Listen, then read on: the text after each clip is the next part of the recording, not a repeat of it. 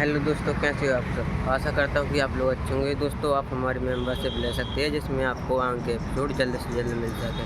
Thank you for watching. Disclaimer. ये channel कहानी story telling पर आधारित है। सारी कहानियाँ कल्पना, लोक कथाओं और फिक्शन से प्रेरित होती हैं। इनका उद्देश्य केवल मनोरंजन है, इन्हें वास्तविक जीवन की सलाह या सच्चाई न समझें। हिंदी अनुवाद और रूपांतरण। The rise of power. अध्याय 141। लोगों के उस समूह ने आज्ञाकारी रूप से अपने पास मौजूद सारे संसाधन सौंप दिए और बाईं ओर खड़े हो गए। अर्जुन देव ने हाथ हिलाया। लॉर्ड अर्जुन, अपने सैनिकों को ले जाओ और उन पर नजर रखो। करण देव और बो ने एक दूसरे की ओर देखा और जल्दी से घायल सैनिकों को उस समूह की रखवाली के लिए इकट्ठा किया। अर्जुन देव ने उनके संसाधन लूट लिए। पहले तो वह खुश था, लेकिन बाद में उसने अपनी भौहें सिकोड़ लीं। जांच के बाद उसे यकीन हो गया कि यह लोगों का समूह बेहद गरीब था। उनके पास एक भी छठे दर्जे का तारा पत्थर नहीं था। पांचवें दर्जे के तारा पत्थर भी बहुत कम थे। जिसके पास सबसे ज्यादा थे उसके पास भी केवल 200 के करीब थे, और वे भी मध्यम श्रेणी के थे। जहां तक उच्च श्रेणी की बात है तो केवल 1 दर्जन टुकड़े थे। शीर्ष श्रेणी का तो एक भी नहीं था। चौथे दर्जे के तारा पत्थर भी पर्याप्त नहीं थे। वह खुश नहीं था। शीर्ष श्रेणी के चौथे दर्जे के तारा पत्थरों में केवल 40 अंक का सार, ऊर्जा और आत्मा थी। 2 तारा आत्माएं तो और भी दयनीय थीं। उनके पास एक भी तारा पत्थर नहीं था, बस कुछ दवा की बोतलें और कपड़े थे। क्या तुम लोग बड़े प्रदेशों के प्रतिभावान योद्धा नहीं हो? अर्जुन देव ने आखिरी व्यक्ति से तारा पत्थर छीनने के बाद सवाल किया। तुम बड़े प्रदेशों के योद्धा कैसे हुए? तुम तो पूरी तरह कंगाल हो। उन सब का कुल योग उन लोगों जितना भी नहीं था जिन्होंने बालराम नायक और अन्य लोगों को लूटा था। कुल सार, ऊर्जा और आत्मा 6,72,360 टुकड़े। मैं यहाँ आधी रात को आया हूँ और तुम बस इतने कम तारा पत्थर लाए हो। ये तो वज्रकाया कला को अधिकतम करने के लिए भी पर्याप्त नहीं है। क्या यह मेरे आराम के समय की बर्बादी नहीं है? शायद लूटे जाने के अपमान के कारण या कम पत्थर लाने की शर्मिंदगी से उन योद्धाओं के चेहरे लाल हो गए और वे एक शब्द भी नहीं बोल पाए। अर्जुन देव ने एक लंबी आह भरी। मुझे तुम्हारे लिए शर्म महसूस हो रही है। बाहर निकलते समय तुम बस इतने कम तारा पत्थर लाते हो। क्या तुम्हें बड़े प्रदेशों से आने में शर्म नहीं आती? सभी मौन रहे। करण देव, विकास और अन्य सैनिक स्तब्ध थे। बहुत कम। नारायण नायक का मोटा चेहरा फड़कने लगा। सौभाग्य से उसने खुद हमला नहीं किया था। यह आदमी केवल तारा पत्थरों को पहचानता था, लोगों को नहीं। नारायण नायक को देखो। उद्धरण चिन्ह। मेरा नाम नारायण नायक है, उसने दबी आवाज में कहा। एक ही बात है, उसे देखो। वह हर समय अपने साथ 1000 से ज्यादा तारा पत्थर रखता है, और फिर खुद को देखो। अर्जुन देव के चेहरे पर झुंझलाहट के भाव थे। तुम न तो पर्याप्त शक्तिशाली हो और न ही अमीर। क्या तुम्हें शर्म नहीं आती? सब चुप रहे। क्या तुम चुप रहोगे? इससे तुम्हारा क्या लेना देना? अगर तुम्हें ये कम लग रहे हैं तो हमें वापस कर दो। करण देव खुद को रोक नहीं सका और फुसफुसाया, क्या ये सच में हमारे जयनगर प्रदेश का है? अपने भाई से पूछो, करण देव ने आंखें घुमाते हुए कहा। उसे गंभीर संदेह था कि अर्जुन देव किसी बड़े प्रदेश से आया होगा, लेकिन जांच से पता चला था कि वह नदी नगर से है। इसके अलावा उसकी प्रतिभा डरावनी थी। उसे अभ्यास करते हुए केवल कुछ महीने हुए थे, फिर भी वह गुप्त तारा क्षेत्र के शिखर पर पहुंच गया था। वह देव परिवार के पूर्वजों की और भी प्रशंसा करने लगा। चून की दुनिया नहीं बदली थी। वे आज तक युद्ध कला का अध्ययन कर रहे थे जब अर्जुन देव का तेजी से उदय हुआ। उसने एक रक्त रेखा साधना विधि भी बनाई थी। उसके पास निश्चित रूप से ऐसी भयानक युद्ध शक्ति के लिए कोई विशेष साधना विधि होगी। देव परिवार की सारी उम्मीदें उसी पर टिकी थीं। वह अपने पूर्वजों की आशा था।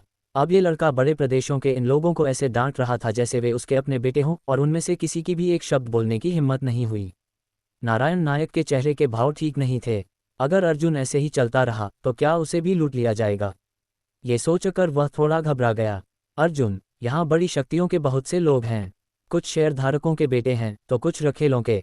इतने वर्षों में युद्ध कला लोकप्रिय हुई है, जीवनकाल बढ़ गया है और बच्चे बहुत हैं, लेकिन उनमें से कई को महत्व नहीं दिया जाता। ठीक है, अर्जुन देव ने धीरे से आह भरी और कहा, उनमें से कितनों को महत्व नहीं दिया जाता? नारायण नायक ने सिर हिलाया। एक तारा स्वामी एक छोटे प्रदेश को दबा सकता है। यदि वे बहुत अधिक होंगे तो वे बहुत शक्तिशाली हो जाएंगे और केंद्रीय सरकार का सम्मान नहीं करेंगे। यदि कोई उच्च स्तरीय योद्धा आता तो केंद्रीय सरकार अपना चेहरा कहाँ छुपाती? ये सरकार बड़ी शक्तियों का संग नहीं थी। कभी कभी लाभ देना ठीक था, लेकिन अगर वे बहुत आगे बढ़ जाते और अनैतिक होते तो ये सरकार को चुनौती होती। इसलिए बड़ी शक्तियों ने सरकार को मजबूर किया कि वे उन लोगों को भेजें जिन्हें महत्व नहीं दिया जाता।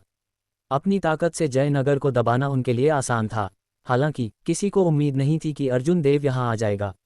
इससे भी अधिक कष्टप्रद बात यह थी कि अर्जुन देव को बदला लेने के लिए उन्होंने ही बुलाया था। मोटे नारायण, उद्धरण चिन्ह, मेरा नाम नारायण है, अगर तुमने फिर से बकवास की तो मैं तुम्हें पीटूंगा, जब तक तुम खुश हो। मोटा नारायण ही सही, नारायण नायक ने निर्णायक रूप से अपने शब्द बदल दिए। मैं इस आदमी को नहीं हरा सकता। अगर तुम में हिम्मत है तो बड़े प्रदेशों में जाओ, मैं तुम्हारे मरने का इंतजाम करूंगा। छठे दर्जे के तारा पत्थर कहाँ हैं? मैं उन्हें देख क्यों नहीं पा रहा? अर्जुन देव ने पूछा। रणनीतिक भंडार, नारायण नायक ने समझाया। तुम लोग उच्च स्तरीय पत्थरों को आरक्षित रखते हो, मैं कुछ नहीं कहूंगा, लेकिन छठे दर्जे के पत्थरों को भी। अर्जुन देव ने अप्रसन्नता से कहा। सिर्फ छठे दर्जे के ही नहीं, अन्य श्रेणियों को भी आरक्षित रखा जाता है, लेकिन उन्हें पाना आसान है। जहां तक छठे दर्जे की बात है, यह उन लोगों के लिए है जिन्हें महत्व दिया जाता है, जैसे कि मेरा बड़ा भाई। नारायण नायक ने अपने होंठ सिकोड़े और कहा, जब तुम बड़े प्रदेशों में जाओगे या योद्धा संघ में शामिल होगे तो हम भविष्य में साथ चलेंगे। तब मैं तुम्हें बताऊंगा। कहाँ? अर्जुन देव ने पूछा। जब तुम शामिल हो जाओगे तब तक इंतजार करो, नारायण नायक अड़ गया। मुझे डराने की कोशिश मत करो, ज्यादा से ज्यादा मैं तुम्हारे हाथों पे ही तो जाऊंगा। रहने दो अगर नहीं बताना चाहते, अर्जुन देव ने फुफकारा। अर्जुन देव ने कहा, अर्जुन, तुम्हारे आने से पहले कोई अंदर गया था। ओह, तो मैं प्रवेश द्वार पर जाकर उस व्यक्ति के बाहर आने का इंतजार करूंगा। अर्जुन देव प्रवेश द्वार की ओर चल पड़ा। वे अंदर गए तो ठीक था, लेकिन जगह बहुत बड़ी थी। क्या होगा अगर वे उसके अंदर जाने के बाद बाहर आए? अगर वह चूक गया तो वे वास्तव में तारा शिलालेख ले जाएंगे। बाकी लोगों पर सैनिकों की नज़र थी और वे हिलने की हिम्मत नहीं कर रहे थे। नारायण नायक और रजत रॉय उसके पास आए। वे अभी भी हार मानने को तैयार नहीं थे। तुम सच में शामिल नहीं होना चाहते? मैं नहीं चाहता, अर्जुन देव ने शांति से कहा। रजत रॉय मुस्कुराया। क्या होगा अगर तुम भविष्य में किसी क्षेत्र का कार्यभार संभाल सको? मैं इसे खुद कर सकता हूँ। ठीक है, बकवास बंद करो। अर्जुन देव ने हाथ हिलाया। एक क्षेत्र का कार्यभार? तुम्हें शायद नहीं पता कि मैं योद्धा संघ का नेता कैसे बना।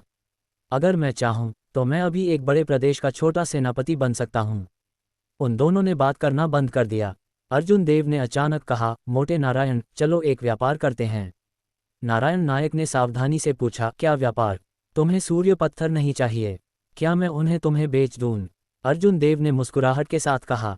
नारायण नायक हैरान था। तुम्हें वे नहीं चाहिए? ये सूर्य पत्थर तुम्हारे लिए भी बहुत उपयोगी हैं। मुझे उनकी ज़रूरत नहीं है। मुझे केवल तारा शिलालेख चाहिए। बेशक, अगर तुम्हें सूर्य पत्थर चाहिए तो तुम्हें ये सभी हथियार और दवाइयाँ भी लेनी होंगी, अर्जुन देव ने कहा। वह एक ही चीज़ के लिए दो लोगों को परेशान नहीं करना चाहता था। इसके अलावा नारायण नायक के अलावा कोई इसे वहन नहीं कर सकता था। हम इस बारे में विस्तार से बाद में बात करेंगे, नारायण नायक ने जल्दी से कहा। जब तक उसे सूर्य पत्थर मिल रहे थे, इन चीज़ों को लेना कोई समस्या नहीं थी। तभी प्रवेश द्वार पर एक हलचल हुई। वह अधेड़ उम्र की महिला बाहर निकली। हमारे पास तारा शिलालेख है, चलो चलते हैं। माफ करना, तुम कहीं नहीं जा सकती। अर्जुन देव बेरुखी के साथ उसके सामने खड़ा हो गया। तुम कौन हो? महिला का चेहरा काला पड़ गया। उसने उसे गंभीरता से देखा। अर्जुन देव ने शांति से कहा, मैं नदीनगर के योद्धा संघ का नेता अर्जुन देव हूँ। महिला की तारा शक्ति एकत्रित हो रही थी, लेकिन उसने कुछ नहीं किया। अर्जुन देव? क्या उसने उसे सबक सिखाने के लिए नहीं बुलाया था? किसी ने उसे पकड़ा क्यों नहीं? वे सैनिकों से क्यों घिरे हुए थे? वे डरे हुए लग रहे थे। क्या अर्जुन देव में कुछ गड़बड़ थी? वह महिला कई वर्षों से सक्रिय थी। इस असामान्य स्थिति ने उसे बेचैन कर दिया, खासकर इसलिए क्योंकि वह अपने सामने खड़े व्यक्ति की गहराई नहीं नाप पा रही थी। उसने बाबा की ओर देखा, जिन्होंने सिर हिलाया। ये बहुत असामान्य है। ओह, तो यह अर्जुन देव है। महिला मुस्कुराई। मुझे आश्चर्य है कि क्या अर्जुन देव मेरा एक काम कर सकता है। मैं इस एहसान को याद रखूंगी। तारा शिलालेख छोड़ दो और हम इस बारे में बात कर सकते हैं, अर्जुन ने कहा। महिला का चेहरा और गहरा हो गया। अर्जुन देव, अगर तुम सहयोग करो तो तुम प्रमुख प्रदेशों के नेताओं में से एक होगे। अर्जुन देव ने उदासीनता से कहा, चलो अपनी ताकत से बात करते हैं। अर्जुन देव, ध्यान से सोचो। एक प्रमुख प्रदेश के नेता का पद पहले से ही बहुत ऊंचा होता है, महिला ने धीमी आवाज में कहा। मुझे तुम बड़े प्रदेशों के लोगों को ये पता लगाने के लिए परेशान करना होगा कि मुझे अध्यक्ष का पद कैसे मिला। अर्जुन देव थोड़ा अधीर था। उसने अपना हाथ उठाया और सूर्य की शक्ति ने रात के आकाश को रोशन कर दिया। तपते सूरज ने एक विशाल ब्लेड की आभा बनाई। भयानक तापमान बढ़ गया और चारों ओर दिन जैसा उजाला हो गया। प्रज्वलित सूर्य ब्लेड नीचे की ओर चला। महिला के भाव बदल गए। उसकी नीली तारा शक्ति एक धारा में बदल गई और ब्लेड की आभा से टकराए। धमाका हुआ। ब्लेड की आभा ने उस धारा को चीर दिया। तलवार की चमक ने सब कुछ दबा दिया। रक्त के छींटे उड़े और महिला दूर जा गिरी। भीड़ ने दया के साथ ये दृश्य देखा और किसी ने आवाज़ करने की हिम्मत नहीं की। महिला लगातार खून की उल्टियाँ कर रही थी और उसका शरीर घावों से भरा था। अचानक उसका शरीर रुक गया। एक हाथ ने उसकी गर्दन दबोच ली थी। महिला का चेहरा पीला पड़ गया। तुम? उद्धरण चिन्ह, तारा शिलालेख, अर्जुन देव ने ठंडे स्वर में कहा। यहाँ है। खून से लथपथ हाथ पर एक सुनहरी अंगूठी थी। अर्जुन देव ने अंगूठी ली और उसकी जांच की। वहां 2 कांच के बर्तन थे जिनमें 2 टूटे हुए पत्थर के शिलालेख थे। महिला को छोड़ते हुए अर्जुन देव ने अंगूठी ली और करण देव के पास गया। मैं ये तारा शिलालेख तुम्हें सौंपता हूँ। हालांकि वह इसे अच्छी कीमत पर बेच सकता था, लेकिन वह जानता था कि यह वह चीज़ नहीं थी जिसे वह संभाल सके। उसके लिए सार, ऊर्जा और आत्मा कमाने का अवसर लेना ही काफ़ी था। धन्यवाद। करण देव ने जल्दी से अंगूठी रख ली और कृतज्ञता से कहा। अर्जुन देव ने समय देखा। सुबह के 4 बज चुके थे। बैठ जाओ, हम भोर तक इंतजार करेंगे। सुबह तक केंद्रीय सरकार के लोग यहाँ आ जाएंगे। उस समय वह सफलतापूर्वक वापस जा सकेगा। कृपया उधर जाकर बैठ जाए। कुछ सैनिक भाले लेकर महिला के पास आए। हालांकि वे विनम्र थे, लेकिन वे अपने चेहरों पर उत्साह नहीं छिपा सके। वे तारा आत्माओं को बैठने के लिए कब कह पाएंगे? जयनगर प्रदेश में तो आपको एक भी तारा आत्मा नहीं मिल सकती। जो परिवार का बूढ़ा, जिसे जयनगर का अधिपति माना जाता था, वह भी केवल गुप्त तारा क्षेत्र के शिखर पर था। हालांकि यहाँ शिखर पर 1 से अधिक व्यक्ति थे। वे बस तारा आत्माएं थीं, लेकिन उनमें से 3 पहले ही घुटनों पर आ चुकी थीं। धन्यवाद अर्जुन देव। मैं गंगशी किले का सेनापति विकास हूँ। मैं अक्सर करण से तुम्हारा जिक्र सुनता हूँ। विकास ने मुस्कुराहट के साथ कहा। ओह, तो आप हैं करण के भाई?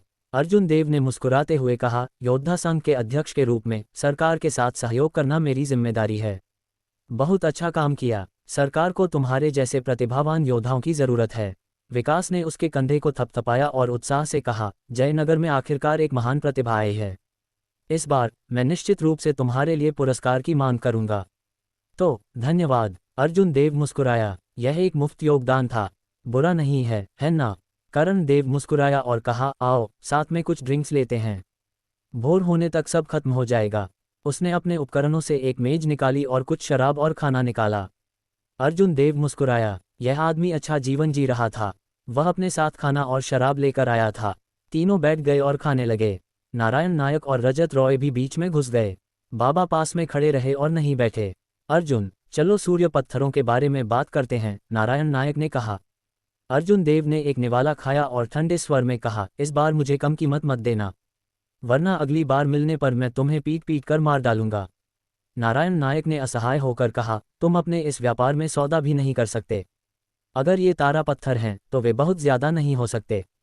अपनी कीमत बताओ, अर्जुन देव ने उदासीनता से कहा। नारायण नायक ने कुछ देर सोचा और कहा, 10,000 उच्च श्रेणी के तारा पत्थर और 2,000 शीर्ष श्रेणी के तारा पत्थर। अर्जुन देव ने भौहें सिकुड़ी। कीमत थोड़ी और बढ़ाओ, ये पहले से ही सबसे ऊंची कीमत है। सेनापति जानते हैं। नारायण नायक ने सिर हिलाया। करण देव ने हल्के से सिर हिलाया। कोई समस्या नहीं है। अर्जुन देव ने संतोष के साथ सिर हिलाया। फिर बाकी हथियारों और दवाओं के लिए तुम कितना चाहते हो? ये दवा की श्रेणी पर निर्भर करता है, साथ ही कीमत कम हो सकती है। नारायण नायक बुदबुदाया। ये देखकर कि करण देव नाखुश है, उसने जल्दी से समझाया, ऐसा कोई व्यवसाय नहीं है जिसमें पैसा न कमाया जाए। इसके अलावा मैं उन्हें नहीं खरीद रहा हूँ, यह बाबा खरीद रहे हैं। बाबा, जो पास में खड़े थे, ने थोड़ा सिर हिलाया। हम उन्हें सामान्य कीमत पर नहीं खरीद सकते। हमें भी लाभ कमाना है और उन्हें अन्य प्रांतों में पहुंचाना है। जयनगर प्रदेश इन चीज़ों को वहन नहीं कर सकता था। केवल अलकायद सभा ही इन्हें खरीद सकती थी। अर्जुन देव भी जानते थे कि दूसरी पार्टी बाजार मूल्य के अनुसार सब कुछ नहीं बेचेगी। उन्हें सामान खरीद कर लाभ कमाना था। इसके अलावा ये चीज़ें सामान्य स्रोतों से प्राप्त नहीं हुई थीं। वे सब यहाँ हैं, मुझे एक कीमत बताओ। अर्जुन देव ने एक जेड लटकन निकाली और बाबा को सौंप दी। उसने कुछ दवाएं और हथियार मीरा ली और अपनी 2 वरिष्ठ बहनों के लिए भी रखे। वह इतने समय से स्कूल में था और उन्होंने उसके लिए बहुत त्याग किया था।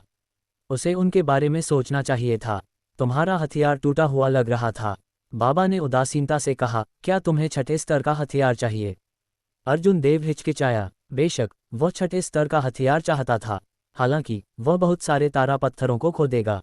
कुछ देर सोचने के बाद उसने अस्थायी रूप से पूछा, क्या मैं इसे आपको दे सकता हूँ? बाबा चुप रहे। अपने सपनों में तुम चाहते हो कि मैं तुम्हें छठे स्तर का हथियार दूं? करण देव और अन्य लोगों ने सिर हिलाया। छठे स्तर का हथियार मिलना आसान नहीं है। ये तुम्हारी ताकत को भी बहुत बढ़ा देगा। तुम्हें अपना हथियार बदल लेना चाहिए। तो बदलो। अर्जुन देव ने अपने दांत भींचे और कहा, अगर बदलना है तो एक अच्छे हथियार से बदलो। छठे स्तर के हथियार के लिए मेरे पास मत आना।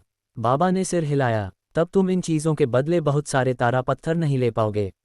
रक्त की 2 बूंदें और विशेष तारा पत्थर भी हैं। मैं उन्हें भी आपको बेच दूंगा। अर्जुन देव ने सुनहरे रक्त की 2 बूंदें और विशेष तारा पत्थर निकाले और उन्हें दे दिए। बाबा ने सामान स्वीकार कर लिया और उदासीनता से कहा, जब हम वापस जाएंगे तो मैं मूल्य की गणना करूंगा और तुम्हें सूचित करूंगा। व्यापार पर चर्चा के बाद बस खाना पीना और गपशप करना ही बचा था। जहां तक बड़े प्रदेशों के लोगों की बात है, वे वहीं रहे और कोई भी लापरवाही करने की हिम्मत नहीं की। सुबह 6 बजे अर्जुन देव उठे और चले गए। सरकार के लोग पहले ही गंगशी किले पर पहुंच चुके थे। उसके लिए अब और कुछ करने को नहीं था। ये जाने का समय था। मेरे योगदान को योद्धा टूर्नामेंट के अंकों में बदल देना या मेरे टूर्नामेंट स्तर को बढ़ा देना। ये कहकर अर्जुन देव खिसक गया। एक व्यस्त रात के बाद उसे वापस जाकर सोने की जरूरत थी।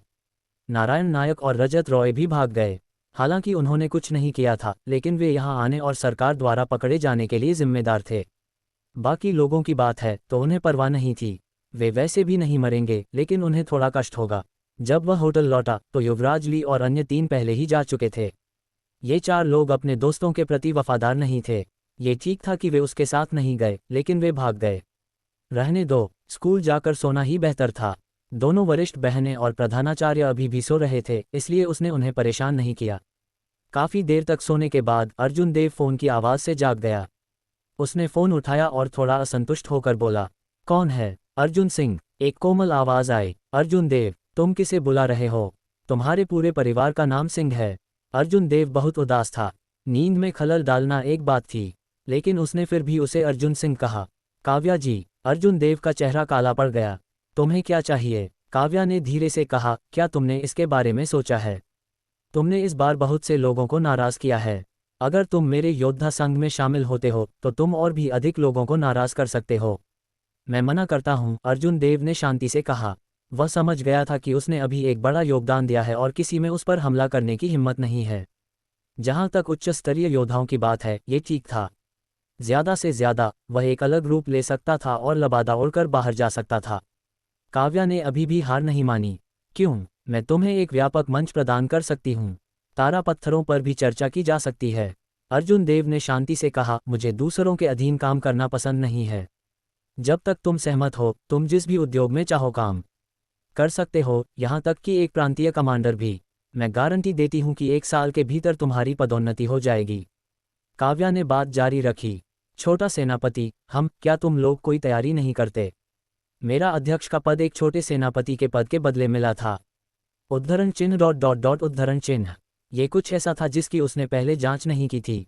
छोटे सेनापति का पद योद्धा संघ के अध्यक्ष के साथ बदलना। क्या तुम्हारे साथ कुछ गड़बड़ है? अगर और कुछ नहीं है तो मैं फोन रख रहा हूँ।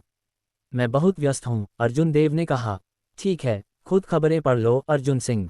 काव्या ने असंतोष में फूंफकारते हुए कहा, चिंता मत करो, बड़ी शक्तियां आसानी से तुम्हारे लिए मुसीबत नहीं खड़ी करेंगी। सरकार का सम्मान करना होगा। अर्जुन देव ने अपने होंठ सिकुड़े। क्या वे उसे अभी डरा रहे थे? खबरें। फोन काटने के बाद अर्जुन देव ने इंटरनेट चालू किया और खबरें देखीं। सबसे लोकप्रिय खबर थी, तारा शिलालेख मिल गया है।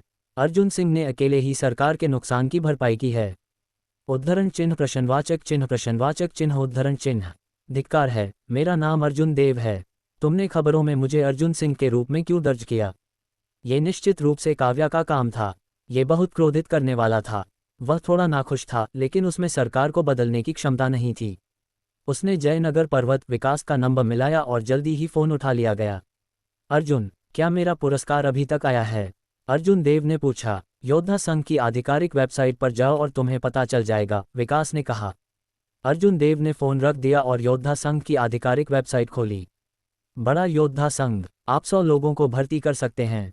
हर साल आपको तीसरे स्तर और उससे ऊपर के 50,000 तारा पत्थर सौंपने होंगे।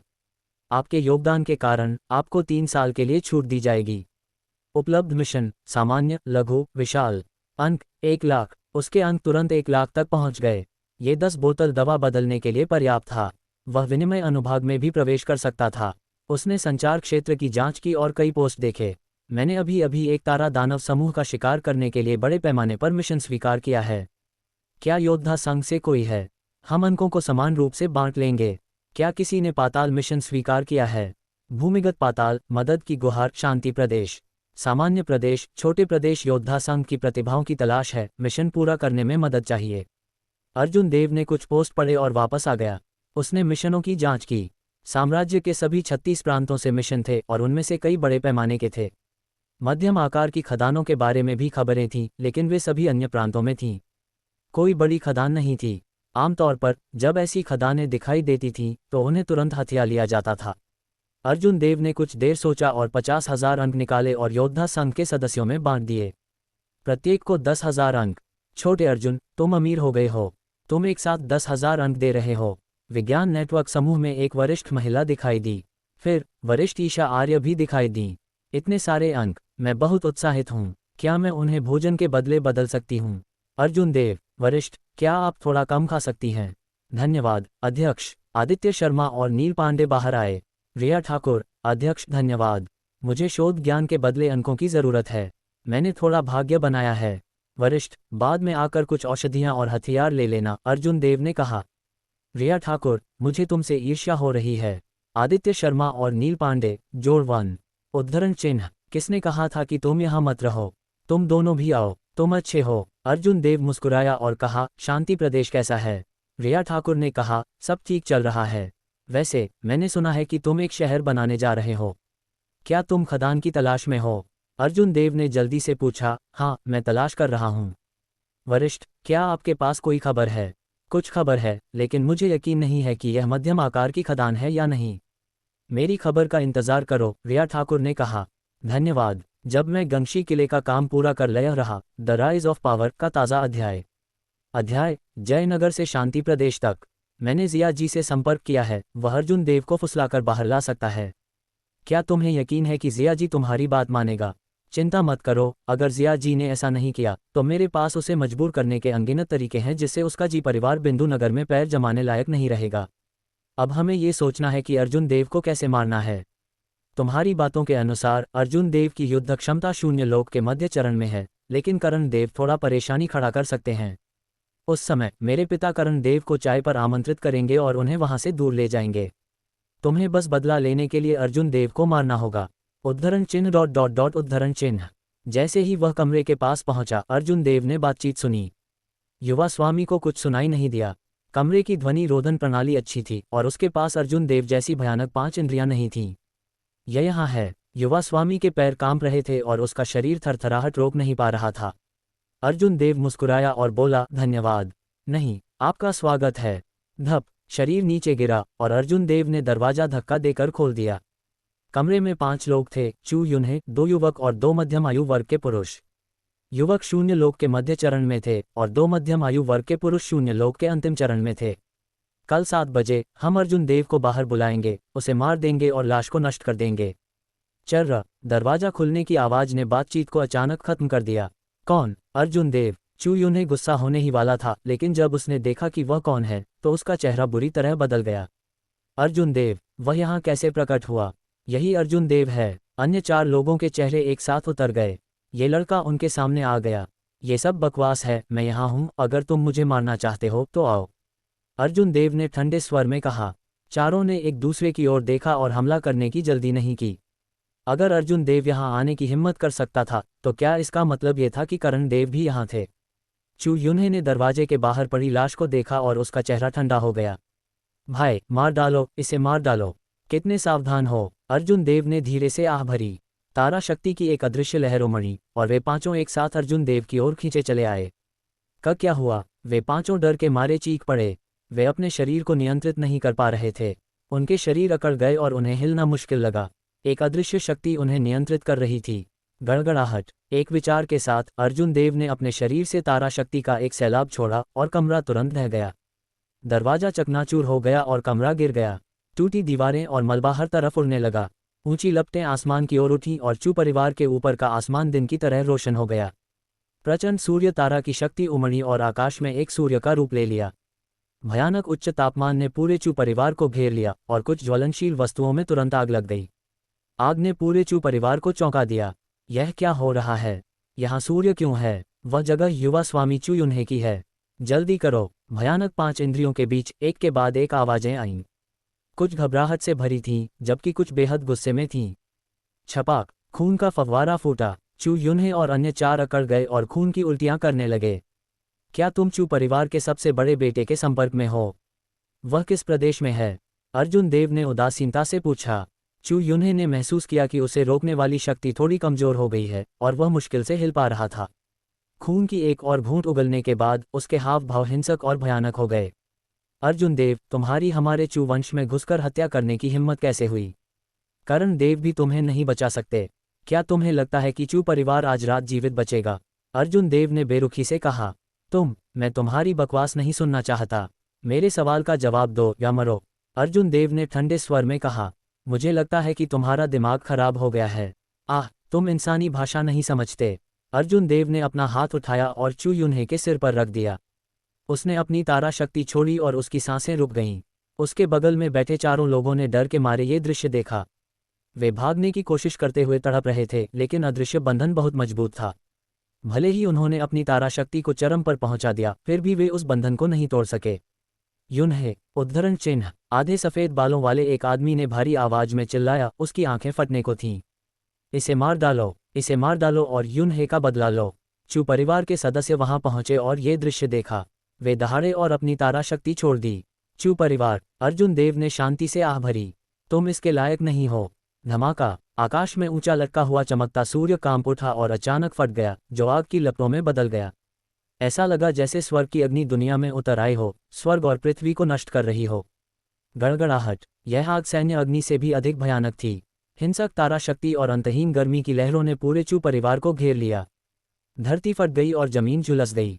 जो लोग दौड़कर आए थे, उनमें से आधे पल भर में मारे गए या घायल हो गए। इसे मार डालो। कई मध्यम आयु वर्ग के पुरुष चिल्लाए और आग का मुकाबला करने के लिए अपनी तारा शक्ति का उपयोग किया। धमाका, हालांकि वे आग का सामना तक नहीं कर सके। आग ने सब कुछ निगल लिया और पलक झपकते ही उन्हें जलते हुए इंसानों में बदल दिया। उद्धरण चिन्ह। चू परिवार में दर्दनाक चीखें गूंज उठीं और बाहर तक फैल गईं। करण देव गंभीर लग रहे थे। उनके पीछे अंगरक्षकों की एक छोटी टीम और 1 दर्जन योद्धा थे। करण देव और उनके आदमियों द्वारा आसपास के लोगों को पहले ही हटा दिया गया था। चू वंश के आसपास के इलाके को भी पूरी तरह से सील कर दिया गया था। ये योद्धा सेना से नहीं थे, बल्कि बिंदु नगर के निवासी थे। बिंदु नगर में उनकी अपनी ताकत थी और आमतौर पर चू परिवार उन्हें परेशान करता था। जिया जी गंभीर और चिंतित लग रहे थे। उन्हें अर्जुन देव की विशिष्ट शक्ति का पता नहीं था, इसलिए वे अंदर की स्थिति के बारे में चिंतित थे।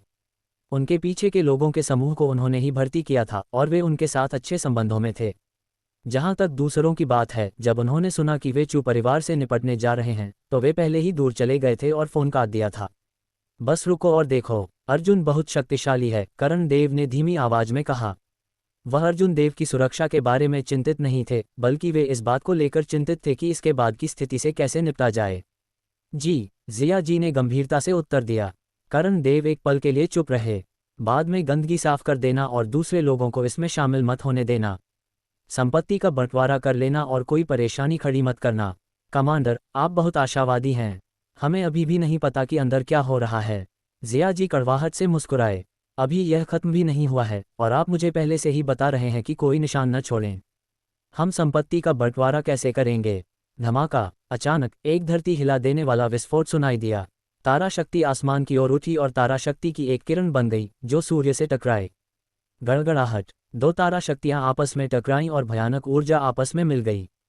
प्रचंड लहरों ने आसपास के घरों को ढहा दिया। किसने कहा कि चू परिवार बेकार है? बुढ़ापे की ठंडी आवाज सुनाई दी, जिससे जिया जी और अन्य लोग उदास हो गए। चू परिवार का बूढ़ा आदमी। चिंता मत करो, करण देव ने शांति से कहा। अर्जुन देव एक ऐसी हस्ती थे जो बड़े प्रदेशों के तारा लोक के योद्धाओं को आज्ञाकारी बनाकर बिठा सकते थे। भले ही चू परिवार का बूढ़ा आदमी तारा लोक का योद्धा बन गया हो, वह कुछ भी नहीं बदल पाएगा। चू परिवार के आंगन में सूर्य की आग को रोक दिया गया और तारा शक्ति की किरण भी रात के आसमान में विलीन हो गई। अर्जुन देव को कोई परवाह नहीं थी। ये सिर्फ एक सूर्य था जिसे उसने बनाया था और यह कुछ भी नहीं था। एक काला लिबास पहने झुककर चलने वाला बूढ़ा आदमी अपने हाथ पीछे बांधकर अंधेरे से बाहर निकला। उसके शरीर पर सितारों की रोशनी चमक रही थी। भले ही वह झुका हुआ था, लेकिन उसमें एक राजसी आभा थी। तारा शक्ति उसके चारों ओर ऐसे नाच रही थी जैसे उसका अपना कोई दिमाग हो। अर्जुन देव थोड़ा हैरान हुए, लेकिन वह तुरंत शांत हो गए। चू परिवार के बूढ़े, तारा लोग, लेकिन फिर भी तुम बेकार हो। कितना अहंकार, नरक में जाओ। तलवार की आभा समुद्र की तरह नीली थी। तारा शक्ति इकट्ठा हुई और एक विशाल तलवार की आभा बनाई। तलवार की आभा एक सागर की तरह थी। तारा शक्ति घनीभूत थी, लेकिन उससे उठती लहरों की आवाज आ रही थी। सूर्य, अर्जुन देव ने उदासीनता से कहा। सूर्य की तारा शक्ति उसके शरीर से बाहर निकली और फिर से एक विशाल सूर्य में बदल गई, जो सीधे तलवार की आभा से टकराए। भनभनाहट। सूर्य जहां से भी गुजरा वहां कोई भयानक विस्फोट नहीं हुआ। तलवार की आभा चुपचाप बिखरने लगी। वह सफेद धुएं में बदल गई और शून्य में ऐसे गायब हो गई जैसे वाष्पित हो गई हो। झुके हुए बूढ़े आदमी की डरी हुई आंखों के सामने सूर्य ने उसे निगल लिया। कोई चीख नहीं थी, कोई दूसरी हलचल नहीं थी। वह बस राख में बदल गया। चू परिवार के जले हुए शव आंगन में ढेर हो गए थे। जमीन झुलसकर काली हो गई थी और घर ढह गए थे। ये तबाही का मंजर था। अर्जुन देव ने अपनी शक्ति वापस ले ली और उसके पीछे के 4 लोग तुरंत मुक्त हो गए। धप। चारों शून्य लोक के विशेषज्ञ घुटनों के बल गिर पड़े। उनके चेहरे डर से भरे थे। हमें बख्श दो, हमें बख्श दो। उद्धरण चिन्ह। चू परिवार के बड़े, एक तारा लोक योद्धा को एक ही चाल में मार दिया गया था। यह उनके लिए एक बड़ा झटका था। यहाँ तक कि शांत प्रदेश में भी तारा लोक विशेषज्ञ शीर्ष पर थे। शून्य लोक के मध्य चरण का क्या हुआ? ये पता चला कि एक विशेषज्ञ जिसने अभी अभी तारा लोक स्तर को हासिल किया है, वह उसे तुरंत मार सकता है। क्या उन्होंने शून्य लोक विशेषज्ञों को यहाँ मरने के लिए भेजा था? उन चारों को लगा कि चू परिवार ने उन्हें धोखा दिया है। चू परिवार का बड़ा भाई कहाँ है? अर्जुन देव ने हल्के से पूछा। जी, शांति प्रदेश में। आप चिंता न करें श्रीमान, हम उसे निश्चित रूप से आपके लिए पकड़ लेंगे, चारों ने डरते हुए कहा। मुझे लोगों को मौत तक परेशान करना पसंद नहीं है। अर्जुन देव ने अपना हाथ लहराया। तलवार की रोशनी चमकी, खून के छींटे उड़े और चारों शव खून के तालाब में गिर गए। वह खुद शांति प्रदेश जाएंगे। उन चारों ने ऐसा कहा था, लेकिन जब वे शांति प्रदेश लौटेंगे तो वे शायद दूसरा चेहरा अपना लेंगे। चेतन यादव के लिए बदला। चेतन यादव एक द्वंद्व युद्ध में मारा गया था। उस स्थिति में उन्हें पीछे हटने की जरूरत नहीं थी। जहां तक राव परिवार का सवाल है, रवि राव कैसे मरा इससे कोई फर्क नहीं पड़ता। उसे मारने के लिए यहां आना एक मौत का रास्ता ही था। उनके अंतरिक्ष उपकरण लेने के बाद अर्जुन देव उठे और चले गए। बाकी काम करण देव का था। जब उसने चू परिवार का दरवाजा खोला तो करण देव और अन्य लोग अभी भी बाहर खड़े थे। अर्जुन, वे उसका स्वागत करने के लिए दौड़े। काम हो गया है, बाकी मैं आप पर छोड़ता हूं। अगर आपके पास 5वें ग्रेड के तारा पत्थर हों तो कुछ मेरे लिए छोड़ देना। इतना कहकर अर्जुन देव मुड़कर चले गए। चिंता मत करो, करण देव ने सिर हिलाया और कहा, चू परिवार के अपराधों के किसी भी सबूत की तलाश करो। हम भी चल रहे हैं। जिया जी ने अपने हाथ जोड़े और अपने आदमियों के साथ चले गए। चू परिवार खत्म हो गया था, इसलिए वे चू परिवार की संपत्ति हड़प सकते थे। जहां तक वह कितना हड़प सकता था, यह उसकी अपनी ताकत पर निर्भर करता था। अर्जुन देव अकेले स्कूल में अपने कमरे में लौटे, स्नान किया और आराम किया। जयनगर में कई रातें ऐसी थीं जब कोई नहीं सोया, लेकिन वह उनमें से एक नहीं था। अर्जुन देव अगले दिन दोपहर तक सोए और फिर जागे। जब उन्होंने दरवाजा खोला तो उन्हें एहसास हुआ कि वहां कोई नहीं था। उनके 2 वरिष्ठ, आदित्य शर्मा और यहां तक कि प्रधानाचार्य भी कमरे में नहीं थे। जब तक उन्होंने नीचे कैफेटेरिया से अपना खाना लिया, तब तक अन्य 4 स्कूलों के छात्र अपने शहरों को लौट चुके थे। जैसे ही उन्होंने खाना खाया, उन्होंने खिड़की से बाहर देखा। जयनगर के छात्र पास से गुजर रहे थे, कभी कभी उन्हें सम्मान के साथ देख रहे थे। टिंग टोंग, उनके फोन की घंटी बजी। ये करण देव थे, कमांडर करण। अर्जुन देव बहुत विनम्र थे। अर्जुन, 5वें ग्रेड के तारा पत्थर ज्यादा नहीं बचे हैं। मैं तुम्हें केवल 100 मध्यम ग्रेड के दे सकता हूँ। जहां तक शेष निम्न ग्रेड के पत्थरों की बात है, मुझे उन्हें अपने मिशन के लिए रखना होगा। करण देव ने कहा, क्या चू परिवार के पास शीर्ष ग्रेड का 5वां ग्रेड तारा पत्थर नहीं है? अर्जुन देव ने पूछा। नहीं, चू परिवार के शीर्ष ग्रेड के 5वें ग्रेड और उससे ऊपर के तारा पत्थर चू युनलोन को दूसरे प्रांतों में विकास के लिए सौंप दिए गए हैं। करण देव ने उत्तर दिया। चू परिवार के पुराने स्वामी तारालोक योद्धा बनने में सक्षम थे क्योंकि चू युनलोंग ने दवा भेजी थी। आपका बहुत बहुत धन्यवाद, अर्जुन देव ने कहा। करण देव ने जारी रखा, आपका स्वागत है। यह एक सुखद आश्चर्य है। हमें चू परिवार में सबूत मिले, यह एक बड़ी उपलब्धि है। मैं इसे आपके लिए रिपोर्ट करूंगा। अर्जुन देव ने उन्हें धन्यवाद दिया। धन्यवाद, जब आपका काम हो जाए तो मुझे बता देना। चलो साथ में खाना खाते हैं। मुझे निकलना है। ठीक है, करण देव मान गए और फोन काट दिया। खाने के बाद अर्जुन देव ने अपनी वरिष्ठ बहन को फिर से फोन किया। काव्या जी और जिया जी, ईशा आर्य और आदित्य शर्मा के साथ चू परिवार की संपत्ति को हथियाने में व्यस्त थे। अर्जुन देव ने उन्हें अब और परेशान नहीं किया और घर पर अकेले ही समय बिताया। शाम को अर्जुन देव के फोन की घंटी बजी। करण देव उनके साथ खाना खाना चाहते थे। योद्धा संघ के सभी लोगों को सूचित किया गया था। प्रधानाध्यापक यू बेलिन, उप प्रधानाध्यापक जय जल, मूर जिन्होंग, जिया जी और अन्य लोग भी वहां थे। वे होटल के रेस्टोरेंट में नहीं गए। इसके बजाय वे करण देव के घर गए। एक बड़ी मेज लगाई गई थी और कुछ अच्छी शराब परोसी गई थी। इतनी जल्दी काम हो गया। अर्जुन देव ने इकट्ठा हुए लोगों को देखा, थोड़ा हैरान होकर। चू परिवार के पास बहुत संपत्ति थी। उनकी गति से उन्हें 2 या 3 दिनों में इसे बांटने में सक्षम नहीं होना चाहिए था। अब जब स्थिति तय हो गई है तो हम इसे धीरे धीरे कर सकते हैं। करण देव मुस्कुराए और बोले, मैंने सुना है कि तुम शांति प्रदेश जाने की जल्दी में हो। हम इसमें देरी नहीं कर सकते। हाँ, काव्या जी ने सिर हिलाया और कहा, यह दावत तुम्हारे लिए है। आपकी परेशानी के लिए धन्यवाद। अर्जुन देव ने हाथ जोड़कर कहा, कैसी परेशानी? तुमने हमें बहुत लाभ कमाने में मदद की है। करण देव मुस्कुराए और बोले, वैसे क्या तुम संपत्ति में हिस्सा नहीं चाहते? जरूरत नहीं है। अर्जुन देव ने सिर हिलाया। इतने सारे लोगों के साथ बहुत सारी चीजें नहीं होंगी। उन्होंने और कुछ नहीं कहा और पीने के लिए बैठ गए। दावत के दौरान जुदाई का कोई दुख नहीं था।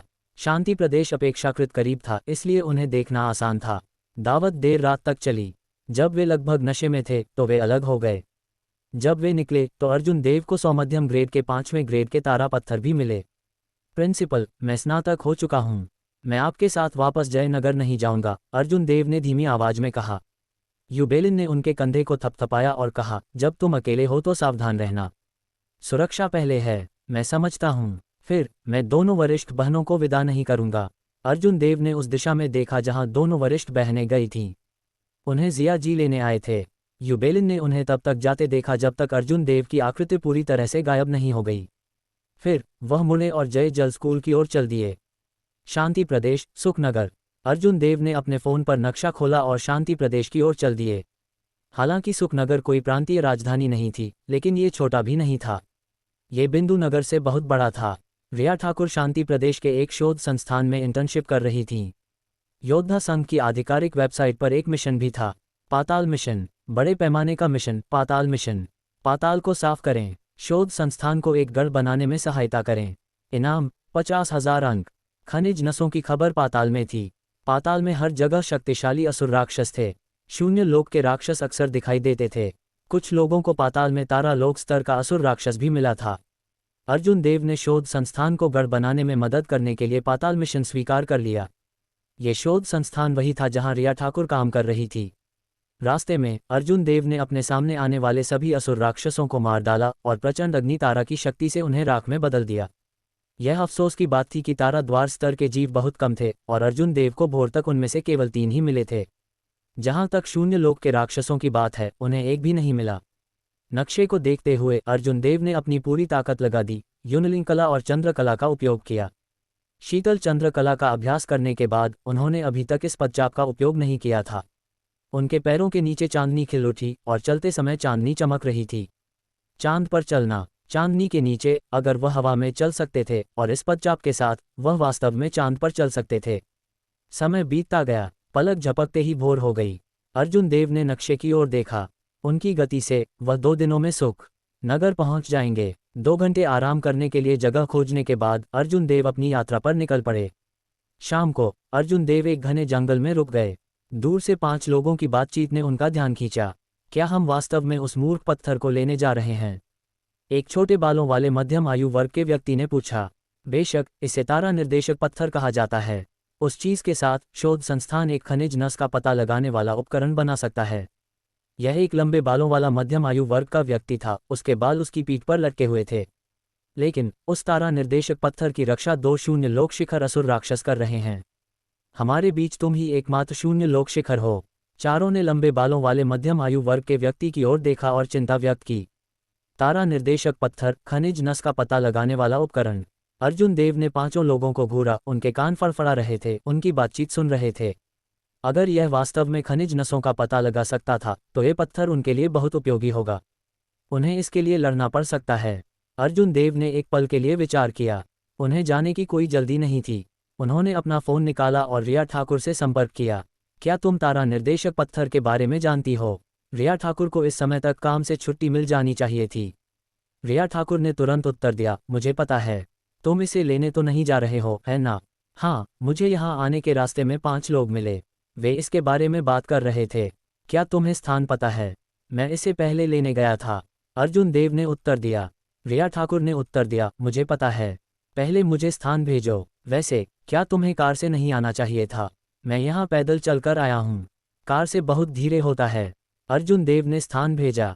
रिया ठाकुर, कार से बहुत धीरे? तुम यहाँ पैदल चलने में माहिर हो। ये तुमसे थोड़ा दूर है, लेकिन मैं तुम्हें वहाँ जाने की सलाह नहीं देती। इस बार योद्धा संघ के लोग हस्तक्षेप करेंगे। रिया ठाकुर ने कहा, मैं अब योद्धा संघ का अध्यक्ष हूँ, अर्जुन देव ने उदासीनता से कहा। चिंता मत करो, जब तक मध्य चरण का तारा लोक प्रकट नहीं होता तब तक कोई समस्या नहीं होगी। उन्होंने पहले कभी मध्य चरण के तारा लोक के खिलाफ लड़ाई नहीं लड़ी थी, इसलिए कहना मुश्किल था।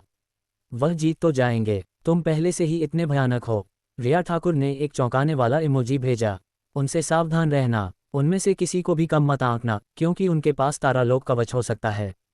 तारा लोक कवच, अर्जुन देव के मन में पहला विचार आया, अमीर लोग। 6ठे ग्रेड के तारा लोक कवच, क्या 6ठे ग्रेड के तारा पत्थर होंगे? बलराम नायक और अन्य लोगों के पास एक भी नहीं था। ऐसा लगता था कि शांति प्रदेश में अभी भी कुछ अमीर लोग थे। रिया ठाकुर ने एक स्थान भेजा। अर्जुन देव सीधे वहां चले गए। अर्जुन देव ने उन 5 से बातचीत करने की जहमत नहीं उठाई और चले गए। तारा निर्देशक पत्थर बहुत दूर नहीं था। उनकी वर्तमान गति से उन्हें केवल आधा घंटा लगेगा। महेंद्र पदचाप और यूनिलिंग मंत्र पर स्विच करते हुए अर्जुन देव सूर्य पर चले। आधे घंटे बाद अर्जुन देव एक छोटी पहाड़ी की तलहटी में पहुंचे। तारा निर्देशक पत्थर इसी छोटी पहाड़ी के अंदर था। कभी कभी असुर राक्षस की दहाड़ सुनाई देती थी। घना जंगल घास फूस से भर गया था। जब अर्जुन देव ने घने जंगल में कदम रखा तो उन्हें बातचीत की आवाज सुनाई दी। संघ के नेता, ये सिर्फ एक तारा निर्देशक पत्थर है। क्या आपको व्यक्तिगत रूप से कार्रवाई करने की आवश्यकता है? हाँ, संघ के नेता, हम इसे कर लेंगे। आप एक तारा लोक विशेषज्ञ हैं। तुम क्या जानते हो? तारा निर्देशक पत्थर प्राप्त करने से न केवल आपको शोध संस्थान से एहसान मिलेगा, बल्कि आपको उस व्यक्ति का भी एहसान मिलेगा। ये तारा निर्देशक पत्थर बहुत महत्वपूर्ण है। मुझे ये सुनिश्चित करने के लिए स्वयं करना होगा कि कुछ भी गलत न हो। एक कर्कश आवाज सुनाई दी। उस तरह वह व्यक्ति हमें पाताल मिशन को पूरा करने के लिए ले जाएगा। संघ के नेता, आप इतने रहस्यमय क्यों हो रहे हैं? आखिर वह व्यक्ति कौन है? वह आपके लिए इतना महत्वपूर्ण क्यों है?